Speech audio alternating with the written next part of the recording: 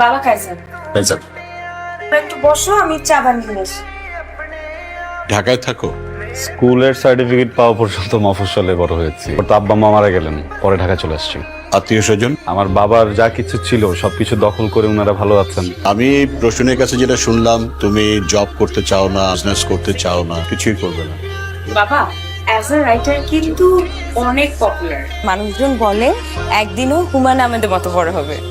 একদিন? এখন তো না। ওর তো কোনো ক্যারিয়ার গোলই নেই। ও যে প্রফেশনটা বিলং করে এটা তো কোনো ফিউচার নেই, একটা বুলশিট প্রফেশন। সরি আঙ্কেল, কি বললেন? আমি বলেছি বুলশিট প্রফেশন। আপনার কাছে মনে হচ্ছে যে রাইটিং প্রফেশন বুলশিট। ভালো কোন প্রফেশন মনে হয় আপনার কাছে? দুর্নীতি করা, ঘুষ খাওয়া। Shut up! কি বলছো তুমি? আপনি আপনার বুকে হাত দিয়ে বলেন তো, এই যে আপনার বাড়িতে আপনি এরকম দামি সোফা রেখেছেন, আপনি যে স্যালারি পান ওটাতে যায়, আপনি ঘুষ খান না?